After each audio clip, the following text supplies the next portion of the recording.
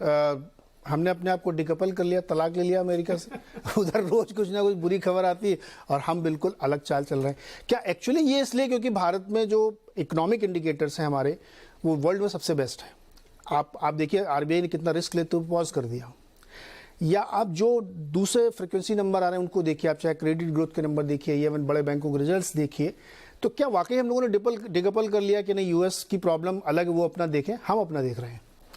देखिए नीरज जी, इसमें 2-3 चीज़ें हैं। आप देखिए 3 साल हो गए कोविड को, राइट? मार्च अप्रैल 2020 में था, हम 3 साल ऑन है। पहले 18 महीने में आपका जो हेडलाइन इंडेक्स था वो 2.5x बढ़ चुका था। 7,500 की निफ्टी 18,500 हो गई थी।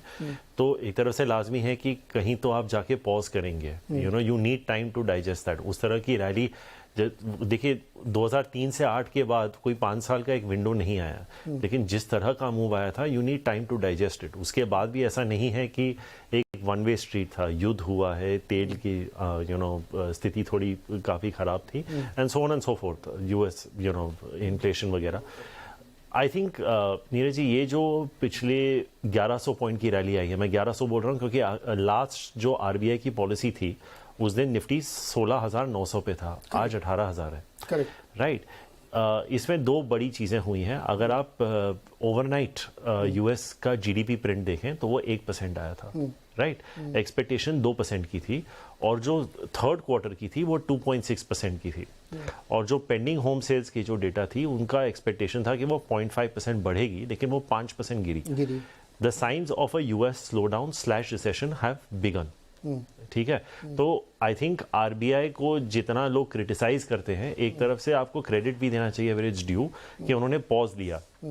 मुझे लगता है कि ये जो आंकड़े आ रहे हैं यूएस में, I think we are done with rate hikes, क्योंकि यूएस में 50% जो इन्फ्लेशन है वो हाउसिंग से आता है, हमारा 50% आता है फ्रूट्स और वेजिटेबल से। तो the dynamics of inflation are very different. तो एक तरफ से अगर आप इंक्रीमेंटली बोलते हैं कि ठीक है, interest rates are done, markets are a discounting mechanism, है ना?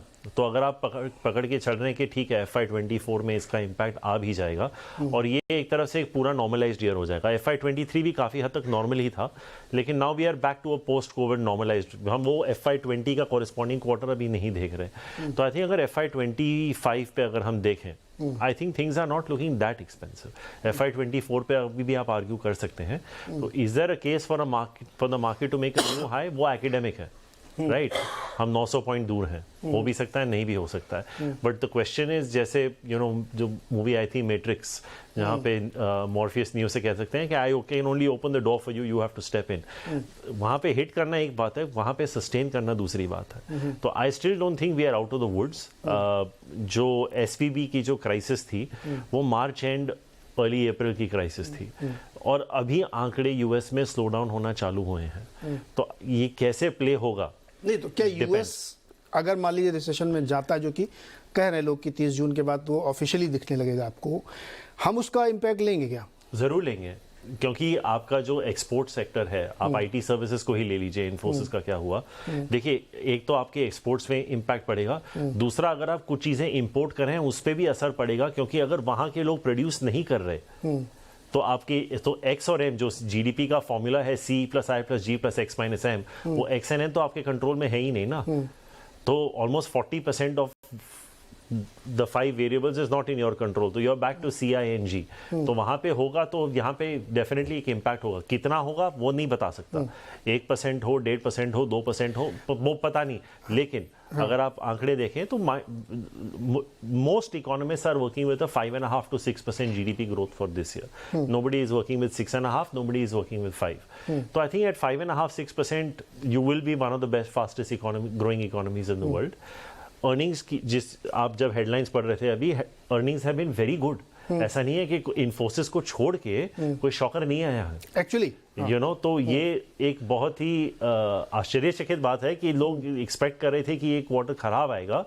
इन्फोसिस को छोड़ के भी अगर आप इन्फोसिस के मुकाबले TCS, HCL tech, Wipro tech, they have actually outperformed by quite a margin.